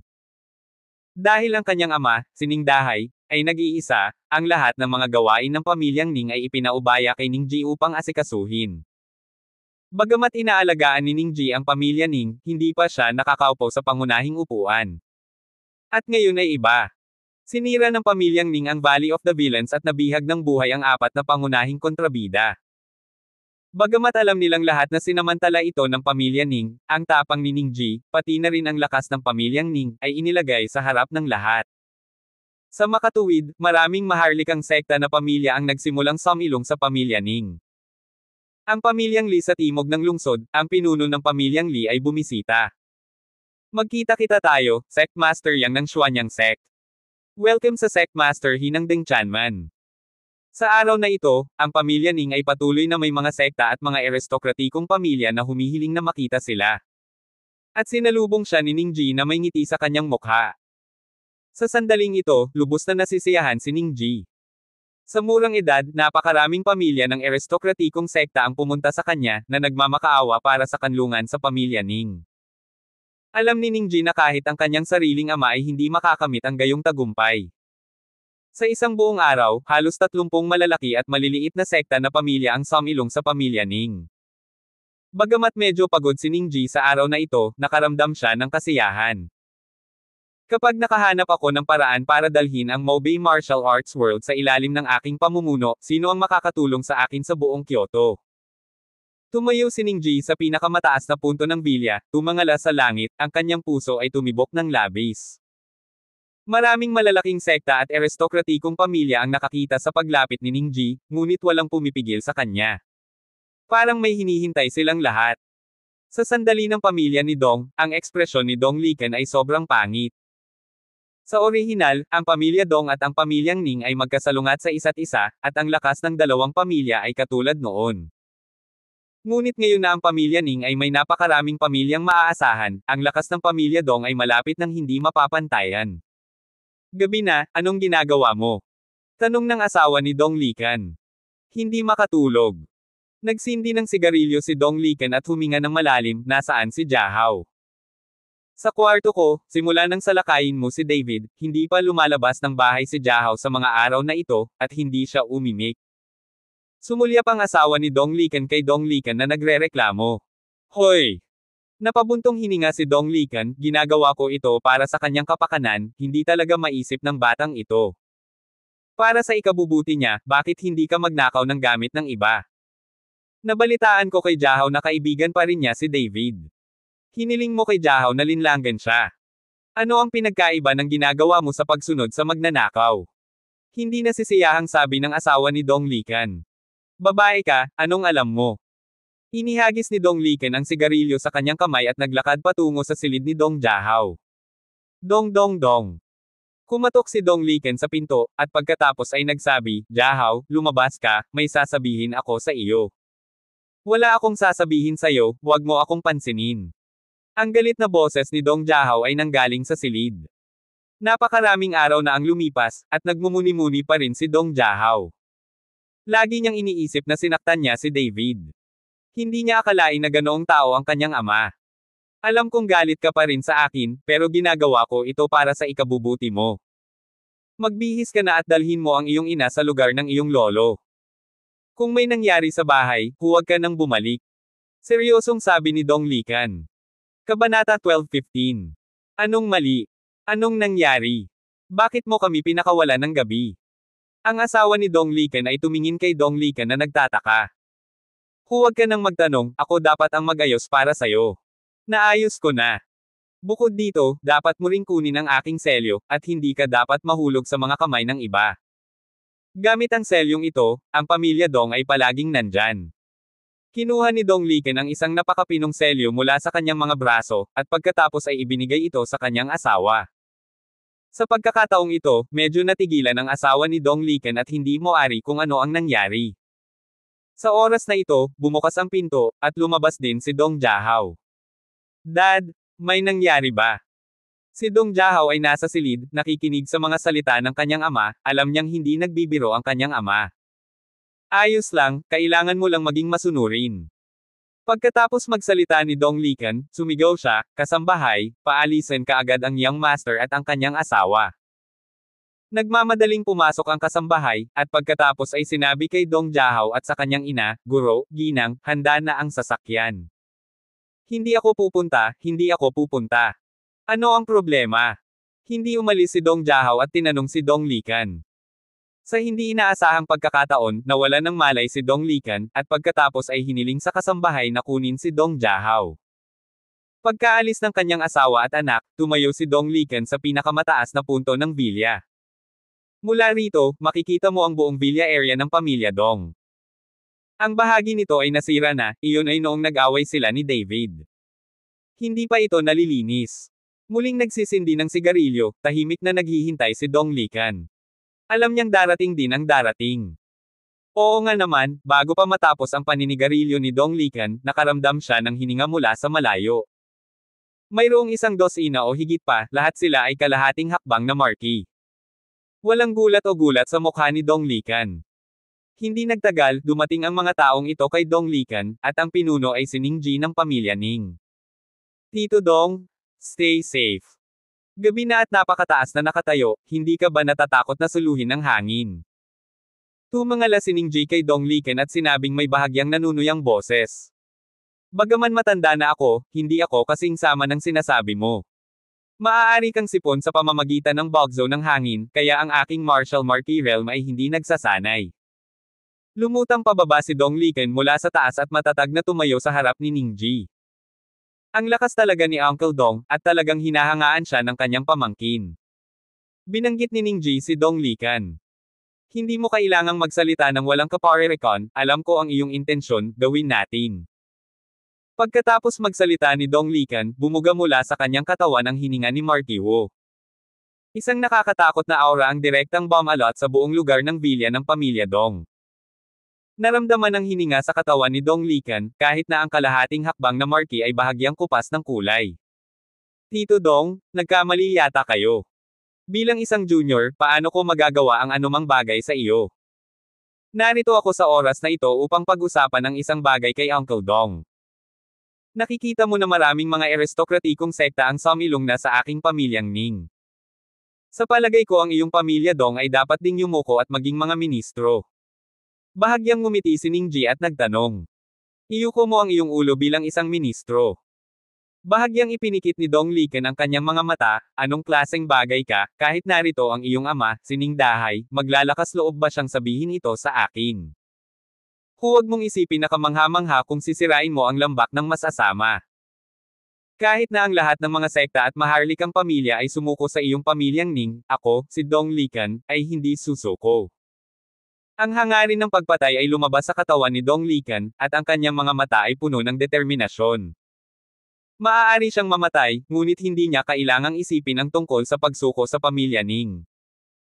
Tito Dong, huwag kang mag-alala, may ipapakita ako sa iyo mamaya, gusto mo ba talagang sumuko sa pamilya naming Ning? Kumpiyansa na ngumiti si Ning Ji. Mukhang naguguluhan si Dong Likan. Sa ilalim pa lamang ng kaina hinalang mga mata ni Dong Likan, isang itim na sedan ang lumapit. At ang driver ng sasakyan ay ang malaking kasambahay ng pamilya Dong. Kabanata 12:16. Sa ilalim ng nagulat na mga mata ni Dong Likan, ang malaking mayordomo ay bumaba sa kotse. Anong problema? Di ba sabi ko umalis ka na? Galit na sigaw ni Dong Likan sa kasambahay. Ngunit hindi pinansin ng malaking mayordomo ng pamilya Dong si Dong Likan, at lumapit kay Ning Ji at magalang na sinabi, Master Ning, nasa sasakyan ang mag-ina ng pamilya Dong. Nang makitang magalang ang malaking kasambahay kay Ning Ji, napagtanto ni Dong Likan ang isang bagay sa isang iglap. Naglakas loob ka bang ipagkanulo ako? Tumaas ang galit sa katawan ni Dong Likan, at pagkatapos ay sinampal niya ng palad ang malaking kasambahay. Tito Dong, huwag kang magalit, nakalimutan mo bang nasa sasakyan pa rin ang iyong asawa at mga anak? Kung may laban, hindi ko magagarantiya ang kanilang kaligtasan. Itinaas ni Ning Ji ang gilid ng kanyang bibig at binyantaan si Dong Likan. Muling ibinalik ang nakataas na kamay ni Dong Likan. Puno ng galit ang kanyang mga mata, nakatingin sa malaking mayordomo ng pamilya Dong. Bakit mo ako pinagtaksilan? Hindi maintindihan ni Dong Likan kung bakit siya pinagtaksilan ng malaking kasambahay matapos siyang sundan ng mahigit 10 taon. Master, ang lakas ng pamilya Ning ay hindi na maikukumpara sa pamilya Dong. Kung susundin mo ang pamilya Ning laban sa iyo, magkakaroon ka lamang ng dead end. Bakit hindi ka makipagtulungan sa pamilya Ning, kahit na maging basalyo ka ng pamilya Ning, mas mabuti na kaysa mawala ang iyong buhay? Walang hiyang sabi ng malaking mayordomo. Namumula sa galit ang mukha ni Dong Likan, ngunit hindi siya nagsalita. Habang nasa kamay ni Ning Ji ang kanyang asawa at mga anak, hindi siya nang ahas na kumilos ng padalos-dalos. Tito Dong, tumango ka lang ngayon at nangangako na mapabilang sa aking pamilyang Ning, at sisiguraduhin ko ang kaligtasan ng iyong asawa at mga anak. Tumingin si Ning Ji kay Dong Likan ng may pagmamalaki, na ayos na niya si Dong Likan. Alam niyang tiyak na papayag si Dong Likan. Tumingin si Dong Liken sa kanyang asawa at mga anak sa sasakyan, sa wakas ay bumantong hininga at walang magawang tumango. Ikaw ay talagang napakahusay at mas malakas kaysa sa iyong ama. Handa akong sundin ang mga kaayusan ng pamilya Ning, ngunit dapat mong tiyakin ang kaligtasan ng aking asawa at mga anak. Sabi ni Dong Liken kay Ning Ji. Tito Dong? Huwag kang mag-alala tungkol dito, siguradong magagarantiyahan ko ito, magiging isang pamilya tayo sa hinaharap, paano ko sila sasaktan. Pero alam mo rin ang ugali ni Dong Jahao. Para hindi siya magising, magkaaway at ma-accident, mas mabuting ikulong ko muna siya sandali. Upang ipakita ang aking sinseridad, iingatan ko ang aking auntie. Pagkatapos magsalita ni Ning Ji, sabay wave ng kanyang kamay, may humila sa asawa ni Dong Liken palabas ng sasakyan. Bitawan mo ako, pinakawalan mo ako. Sigaw ng asawa ni Dong Liken. Bumitaw. Sabi ni Ning Ji. Pinakawalan ng asawa ni Dong Liken at direktang tumakbo sa likod ni Dong Liken para magtago. Uncle Dong, sana makita ko ang announcement ng iyong pagsuko mula sa pamilya Dong sa Martial Arts Forum bukas. Puno ng pagmamalaki ang mukha ni Ning Ji, at pagkatapos niyang magsalita, kinuha niya ang tao at umalis. Anak, hayaan mo ang anak ko. Nang makitang dinadala ang kanyang anak, desperadong hinabol siya ng asawa ni Dong Liken. Gayunpaman, hinawakan siya ni Dong Liken. Sa sandaling ito, si Dong Liken ay biglang nakaramdam ng kawalan ng kakayahan. Sa susunod na umaga, sa Martial Arts Forum, nag-anunsyo si Dong Liken.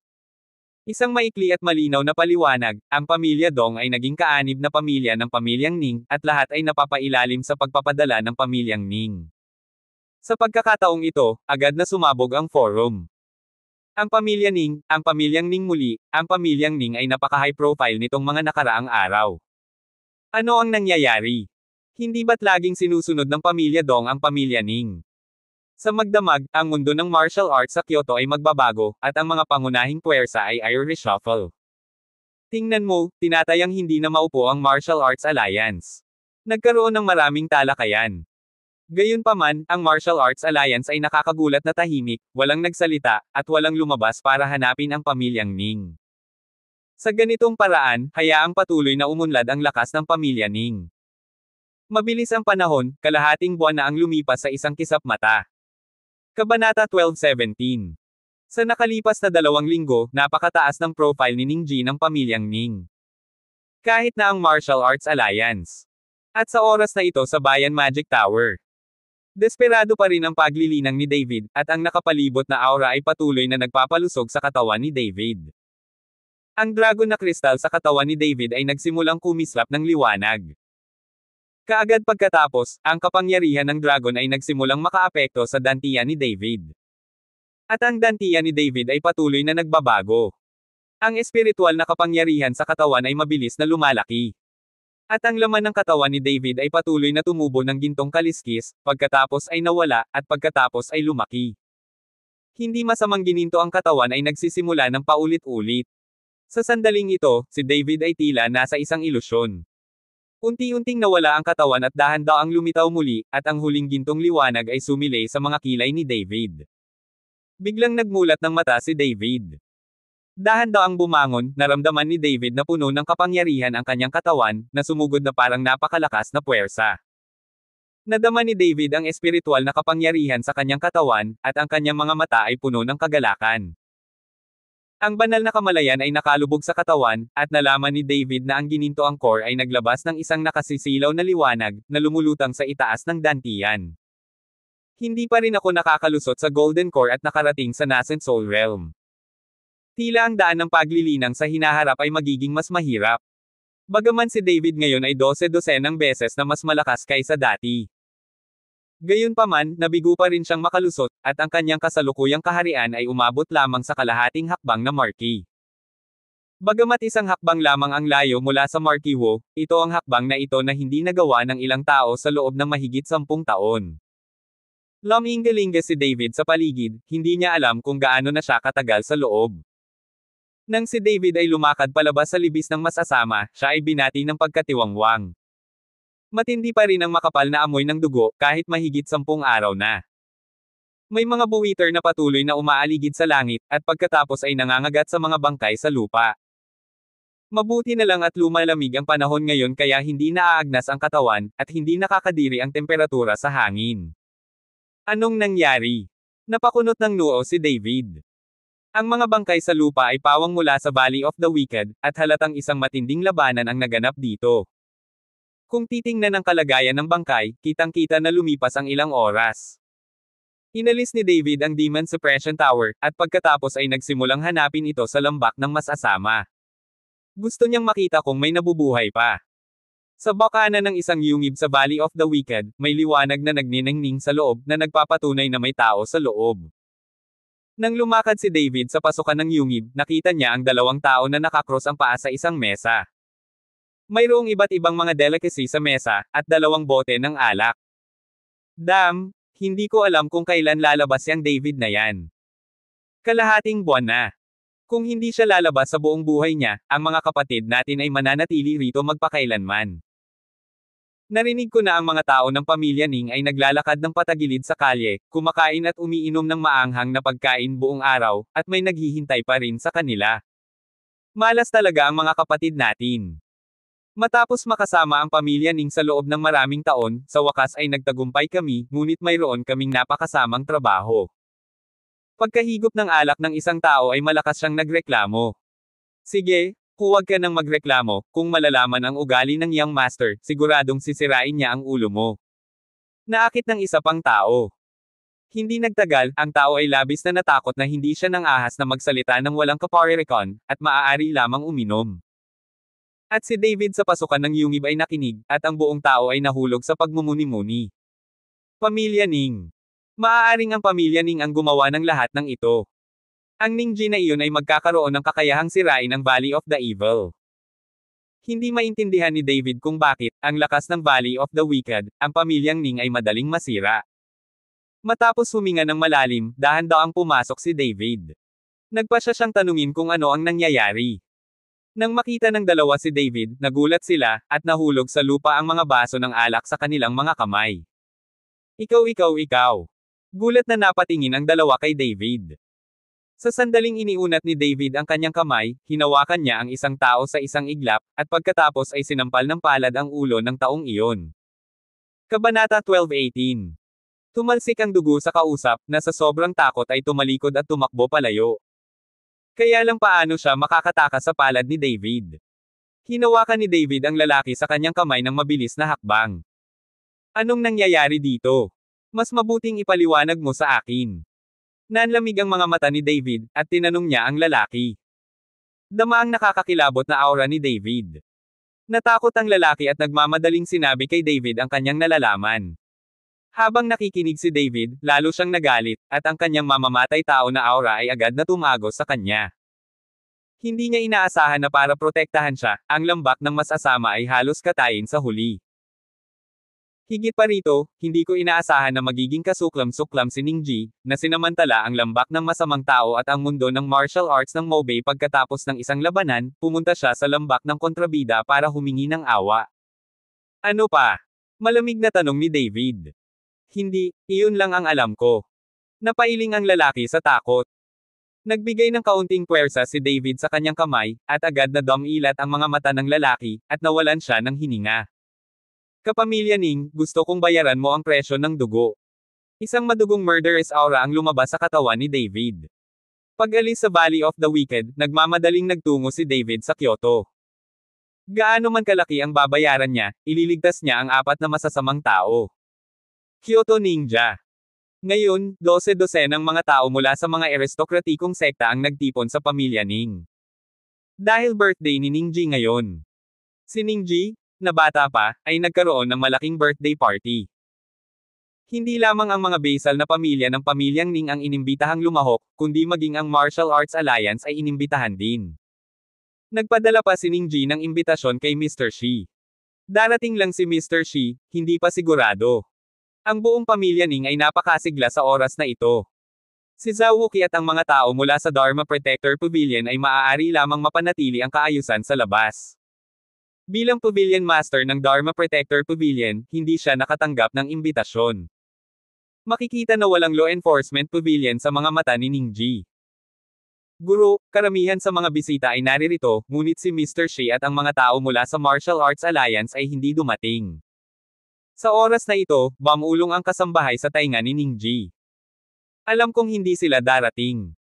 Ngayon ay minamaliit nila ako, at sa loob ng 3 taon, papaluhod ko sila sa harapan ko.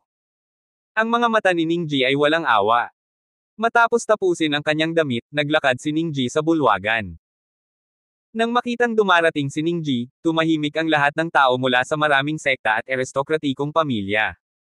Sa lahat, maraming salamat sa pagdalo sa aking kaarawan. Ang mga tao dito ngayon ay lahat ng kaibigan ng aking pamilyang Ning. Masisiguro ko sa lahat na hanggat sinusundan mo ako, Ningji, sa loob ng 3 taon, sa loob lamang ng 3 taon, lahat kayo ay magkakaroon ng lugar sa mundo ng Kyoto Martial Arts. Nakakabaliw ang mga salita ni Ningji, ngunit walang tumanggi o nagtanong sa kanila. Lahat sila ay nagpalakpakan ng husto, na nag-echo kay Ningji. Nagsimula ang piging, at naging masigla ang eksena. Sa labas ng bilya ng pamilyang Ning, dahan-daang lumitaw ang isang figure, na may walang katapusang layunin ng pagpatay sa kanyang katawan. Ginoo Shen. Si Zhao Wuqi, na orihinal na nagpapanatili ng kaayusan sa labas upang maiwasan ang kaguluhan, ay nakita si David sa isang sulyap. Medyo nagulat si David nang makita niya si Zhao Wuqi. Gate Master Huang, anong ginagawa mo dito? Tanong ni David. Anong klaseng birthday party ang pinanghahawakan ni Ningji ngayon? Nandito ako para mapanatili ang kaayusan at pigilan ang isang sekta na pamilya sa paghihiganti at pag-aaway. Ipinaliwanag ni Zhao Wuqi, at pagkatapos ay tinanong si David, Mr. Shen, anong ginagawa mo dito ng ganitong oras? Pero maraming naghahanap sayo. Nandito ako para pumatay. Bumaling ang mga mata ni David sa bilya ng pamilya Ning. Nang marinig ito ni Zhao Wuqi, bahagyang nanginag ang kanyang puso, at dali-dali niyang pinigilan si David, Mr. Shen, kung gusto mong patayin ang Ningji na iyon, hindi ngayon ang oras. Ngayon sa pamilya Ning, mayroong 12 ng mga tao, lahat sila mula sa mga pangunahing sekta at pamilya sa Kyoto, at lahat sila ay mga master. At ang mga sekta na pamilyang ito ay pawang mga basalyo sa ilalim ng pamilyang Ning. Kung may gagawin ka laban kay Ningji, tiyak na aatakehin ka ng mga taong ito. Hinimok ni Zhao Wuqi si David na patayin si Ningji sa oras na ito, hindi ba iyon ay panliligaw sa kamatayan? Kabanata 12:19. Tama, gusto kong makita kung aling mga sekta at maharlikang pamilya ang sumusunod sa pamilya Ning, pagkatapos ay isa-isa akong aaksyon laban sa kanila. Sabi ni David na may malamig na ekspresyon. Nakita ni Zhao Wuqi na determinado si David at hindi ito madaling hikayatin, kaya dali-dali siyang umalis at hinanap si Mr. Shi. Nag-iisa si David laban sa napakaraming pamilya, siguradong matatalo iyon. Ang hindi alam ni Zhao Wuqi ay ang lakas ni David sa sandaling ito ay malayo sa dati. Hakbang patungo sa Ninja Villa. Pagdating niya sa pintuan, hinarang si David ng bantay sa pintuan. Hello, may invitation ka ba? Tanong ng bantay kay David. Umiling si David. Hindi ka makapasok ng walang imbitasyon, umalis ka. Nang makitang walang imbitasyon si David, papasok na sana siya sa loob, at biglang nanlamig ang gwardya. Narito ako para bigyan ka ng regalo, young Master Ning. Mahinang sabi ni David. Regalo? Ano? Nakita ng bantay na walang laman ang mga kamay ni David, at wala man lang siyang dalang regalo. Ipadala ang ulo. Pagkatapos magsalita ni David, inabot niya at hinawakan ang bantay, pagkatapos ay inikat ang ulo.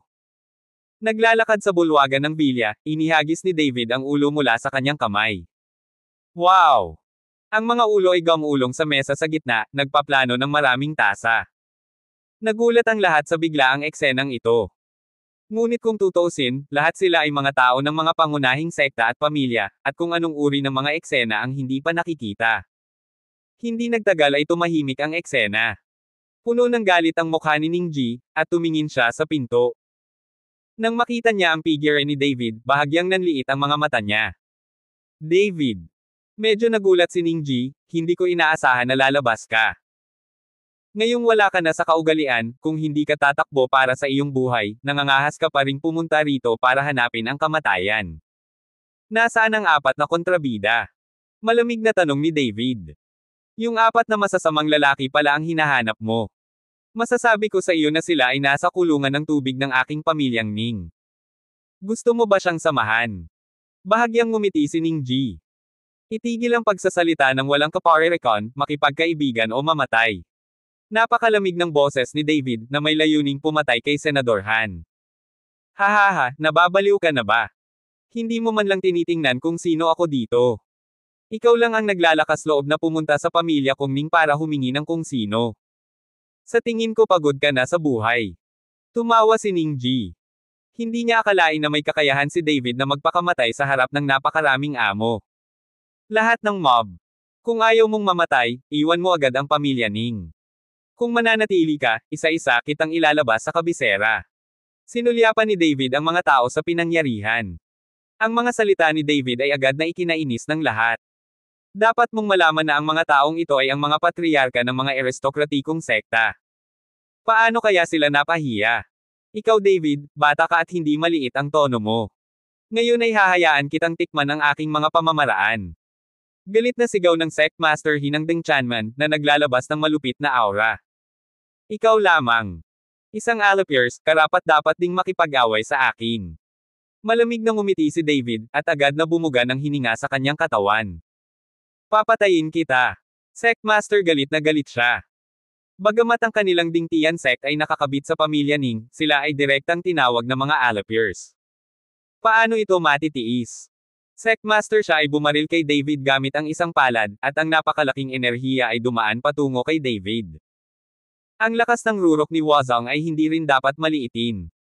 Ang katawan ni David ay naglabas ng gininto ang liwanag, ang nakakatakot na aura na iyon, na nagparamdam sa lahat na ang kanilang hininga ay masikip sa isang iglap. Sect Master He, huwag maging walang ingat. Nang makita ito, nagmamadaling gustong pigilan siya ni Ningji. Sayang lang at huli na ang lahat, at si Master He-man ay nagmamadaling lumabas at dumiretso kay David. Ayan yon. Itinaas ni David ang sulok ng kanyang bibig, at pagkatapos ay sinuntok iyon. Sa itaas ng kamao, isang nakasisilaw na gininto ang liwanag ang direktang lumiwanag sa dibdib ni Sect Master He. Boom! Nakita ko ang suntok ni David na direktang tumago sa katawan ni Sect Master. Tumalsik ang dugo kung saan-saan, at sabay-sabay na bumulwak ang madugong aura. Kabanata 12:20. Sect Master tumingin siya sa kanyang tinusok na dibdib na hindi makapaniwala, ang kanyang mga mata ay puno ng takot. Bahagya niyang ibinuka ang kanyang bibig at may gustong sabihin, ngunit hindi siya umimik, at pagkatapos ay ikiling niya ang kanyang ulo, at walang hininga. Inihagis ito ni David ng malakas at itinapon ang katawan ng Sect Master na He. Ito ay tulad ng paghahagis ng isang patay na aso ng random. Sino pa? Malamig na tumingin si David. Nang makita ito ng lahat, lumubog ang kanilang mga puso. Hindi nila akalain na magiging abnormal ang lakas ni David. Kahit na natalo ni David si Long Xiao at pinatay si Go Wei kanina, sinubukan pa rin niya ang kanyang makakaya. Ngunit ngayon, kapwa sa tuktok ng Wazang, itong Sect Master na siya ay binugbog hanggang mamatay nang hindi man lang nagkaroon ng oras na hawakan si David. Ang ganitong lakas ay sadyang nakakatakot. Medyo naging pangit ang mukha ni Ningji, at tinitigan niya si David, hindi ko inaasahan na tataas ang lakas mo sa maikling panahon. Sa ganitong paraan, ang mga kayamanang iyon sa iyong katawan ay talagang nakinabang sa iyo ng malaki. Sa panahong ito, nasaksihan ni Ningji ang mabilis na paglaki ng lakas ni David. Gayunpaman, hindi iniisip ni Ningji na malakas ang talento ni David, ngunit iniisip niya na ang dahilan kung bakit mabilis na lumago ang lakas ni David ay dahil sa kayamanan sa kanyang kamay. Hindi ba't lagi mong gustong makuha ang kayamanan ko? Ngayon nandito na ako, halika at kunin mo kung may kakayahan ka. Pinasigla ni David si Ningji sa pamamagitan ng mga salita. Basta barilin siya ni Ningji, papatayin agad ni David si Ningji. Napaka-thoughtful ni Ningji. Alam niyang mag-isa itong lumalaban at tiyak na hindi siya ang kalaban ni David kaya imposibleng mabaril niya si David. David? Kahit gaano kakalakas, sa dinami-dami namin, madali kang patayin. Pagkatapos magsalita, sinabi ni Ningji sa lahat, ang lakas ni David ay hindi nakatumbas ng isang tao. Sabay natin siyang patayin. Tumango ang lahat, at pagkatapos ay isang nakakatakot na aura ang lumabas sa kanilang mga katawan. David, sa pagkakataong ito, patay ka na. Ngumisi si Ningji. Isang bungkus lang ng basura. Ikinuyom ni David ang kanyang mga kamao, at pagkatapos ay nagsimulang tumubo ang mga gintong kaliski sa kanyang katawan. Ang hindi masisira na gininto ang katawan ay dinala sa sukdulan ni David. Bagaman hinamak ni David ang lahat at minamaliit ang mga taong ito, hindi ito nangangahulugan na talagang hahamakin ni David ang mga taong ito. Napakaraming Wuzong ang bumaril ng magkasama, ang kapangyarihan ay maihahambing sa isang bomba. Walang nangahas na huwag pansinin ito.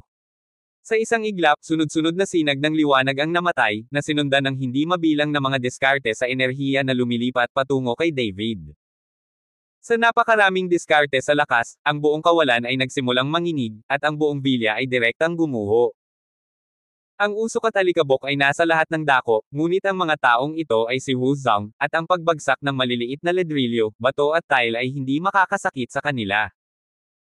Hinarap ni David ang mga taong ito, iwinagayway ang kanyang kamay, lumitaw ang dragon slaying sword, at nagapoy ang nagngangalit na apoy, na sumasalamin sa kalahati ng kalangitan na pula. Ilabas ang tubig. Agad na kumaway ang dragon slaying sword sa kamay ni David. Isa-isa, ang nagninangas na pulang espada chi ay direktang bumaril, at pagkatapos ay hinarap ng mga malalakas na chi spell na iyon. Bang bang bang. Ang tunog ng mga pagsabog ay walang katapusang, tulad ng digmaan ng siglo. Sa napakaraming tao na ipinanganak ng magkasama, kahit na hinarang ni David ang ilan sa mga pag-atake, marami pa ring malalakas na chi spell ang tumatama kay David. Ang katawan ni David ay sumambulat na may gintong sinag ng liwanag. Sa ilalim ng napakaraming pag-atake, kahit na mayroong isang hindi napinsalang gininto ang katawan, ang mga kaliski sa katawan ni David ay nagsimulang mahulog at mawala. Hindi nagpatinag si David, naging iskarlata ang kanyang mga mata, at ang hindi magagapi na espiritong lumalaban sa kanyang katawan ay nagpasindek sa lahat. Patayin! Hindi mabilang na mga pag-atake ang ginawa ni David at mabangis na ibinato ang kanyang espada. Ang mabangis na sword chi ay agad na hinati ang isang sect master sa kalahati, at tumalsik ang dugo, na naging mga dagwang tao ang maraming tao. Ang gayong kakilakilabot na eksena ay nagpahiyaw sa maraming tao sa pagkamangha. Sa napakaraming tao na umaatake kay David ng mag-isa, kahit na ito ay tanso at bakal, matagal na itong naglaho. Ngunit sa oras na ito, si David, bagaman nasugatan, ay hindi nakamamatay. May isip kung gaano kakilakilabot ang katawan ni David. Lahat, hindi tayo matatakot sa David na ito, kumapit ka lang, mamamatay ang batang ito. Nakita ni Ningji na ang ilan sa mga taong ito ay talagang gustong umatras, kaya tumalon siya gamit ang kanyang espada. Hindi niya maaaring hayaan ang mga taong ito na magkaroon ng mentalidad na umatras. Kung may makatakas sa oras na ito, ang karaniwang linya ng depensa na itinatag ng mga taong ito ay babagsak sa sandaling iyon. Kinuha ng pamilya Luo ang mundo ng martial arts ng Mobei at nabigong wasakin ang Valley of the Wicked dahil dito. Kaya ayaw ni Ningji na mangyari sa kanya ang eksenang ito. Ang putok ni Ningji ay nagpapataasan agad ng fighting spirit ng iba. Isa-isa nilang ipinakita ang kanilang kakaibang kakayahan, patuloy nilang binomba si David. Abangan ang mga susunod pang kabanata ng David Chen, ang lalaking walang katulad. For more updates, please subscribe to my YouTube channel and don't forget to like and share. Thanks for your support.